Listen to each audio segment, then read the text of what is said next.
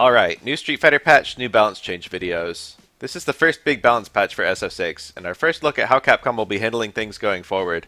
The game already has some pretty tight balance, and some decently complex gameplay, which are invariably the two things patches seek to further improve.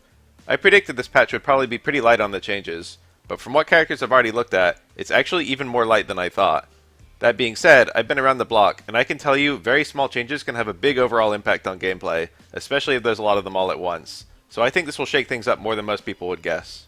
As usual, I'll be making balance patch notes videos for each character, but since this is the game's first patch, it's not surprising there are a few system mechanic changes here that warrant their own video. First, there are input leniency and input overlap adjustments to make special moves a bit more tight to input, which would make it harder to get them accidentally or easier to get them deliberately. They all make sense to me, so I have nothing to say there. Drive parry was touched up. While perfect parry is pretty difficult to time and led to extremely scaled combos even when you got it, there were still times when the risk of attempting it didn't line up with the reward.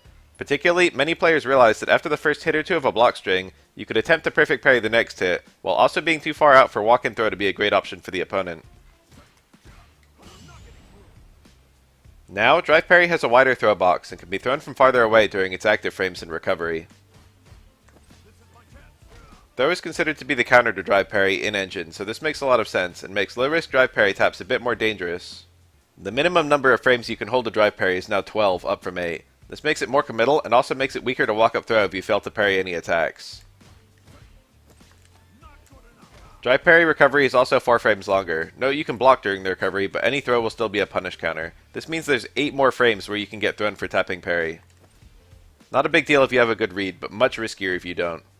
One really welcome change, drive meter starts refilling faster after you parry something. Previously, if you used drive parry to absorb fireballs, it wasn't really much better than blocking them since your drive meter recovery would keep pausing, and it would be hard to get drive meter back while hanging in neutral. Now it's much easier to get a net positive.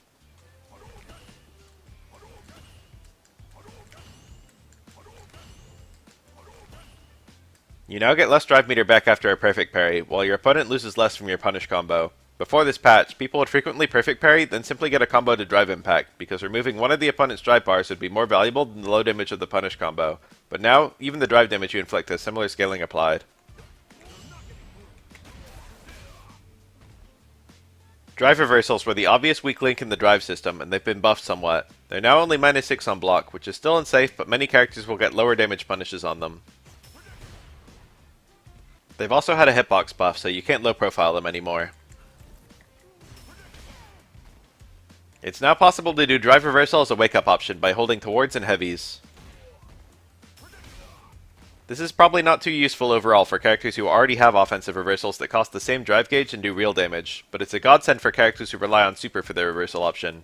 The startup is pretty poor at 18 frames, but it should work against many setups like a meaty drive rush where the opponent is doing something telegraphed and can't block. Overall, this is one of the better changes they could have made to drive reversal to make it useful, short of making it faster or safer, which they clearly didn't want to do.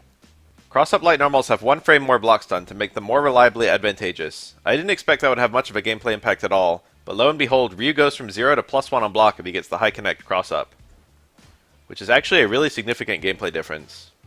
Any combo starting from a light normal now applies additional scaling. This is the same mechanic as the additional scaling after combo starting from low medium kick, and should make light normal combos very slightly weaker, particularly if you meter dump in them.